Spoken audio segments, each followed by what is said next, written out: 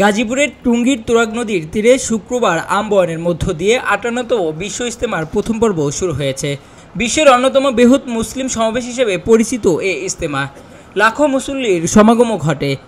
ইজতেমায় প্রথম পর্বে এখন পর্যন্ত ৭২টি দেশের ২১৫০ জন বিদেশি মেহমান অংশগ্রহণ করেছেন।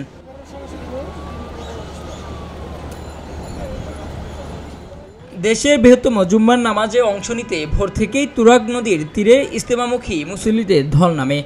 মূল ময়দানে জায়গা না পেয়ে আশেপাশের বিভিন্ন সড়ক, ফুটপাত ও খালি জায়গায় অবস্থান নিয়ে নামাজ আদায় করেন হাজারো মুসল্লি।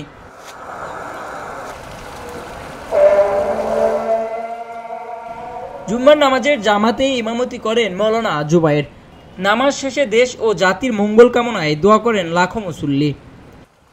আমাদের এই বছরের ইজতেমাটা আমাদের বিগত কয়েকটা বছর দেখেছি আমরা যে আমাদের দুইটা ভাগে ইজতেমা হতো, যেমন হকপন্থী ওলামায়ে কেরাম এবং ইন্ডিয়ার যে একজন আছেন সাদ সাহেব, ওনার যাকে বলা হয় ইত্তেহাদি, তো ওনাদের সম্মিলিতভাবে একটা ইজতেমা হতো যে তাদের একটা ভাগ থাকতো, আমাদের একটা ভাগ থাকতো। এখানে অনেক দ্বন্দ্ব এমনও হতো যে মানে অনেক সমস্যা হতো আর কি। তখন আম মানুষ তারা বুঝতো না কোনটা সঠিক এবং কোনটা বেঠিক। তো এই বছর আলহামদুলিল্লাহ আল্লাহর শুকরিয়া এবং আমরা সরকারের শুকরিয়া জ্ঞাপন করছি যে তিনি আমাদেরকে খুব সুন্দর একটা ব্যবস্থা করে দিয়েছেন যে এবার শুধুমাত্র আমাদের দুইটা পর্ব ইজতেমা হবে, আর দুইটা পর্বই আমাদের হকপন্থী ওলামায়ে কেরামের তত্ত্বাবধানে হবে। 5 দিনের জন্য আইছি, গত বুধবারে রবিবারে দোয়া শেষ করে ইনশাল্লাহ আল্লাহ নাওয়াইলে যাবো, টলার দৌড়াই আইছি।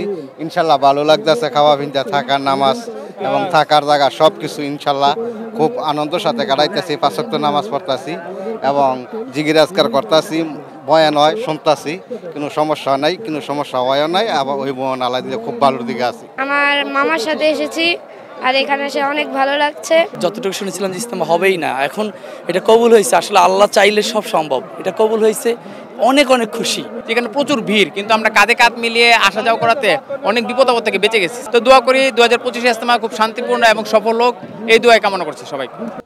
এর আগে শুক্রবার বাদ ফজর মৌলানা জিয়াউল হকের আমবায়নের মধ্য দিয়ে আনুষ্ঠানিকভাবে শুরু হয় বিশ্ব ইজতেমার প্রথম পর্ব। আগামী রোববার আখিরি মোনাজাতের মধ্য দিয়ে শেষ হবে এবারের বিশ্ব ইজতেমার প্রথম পর্ব। রাকিব আলী, খবরের কাগজ, ঢাকা।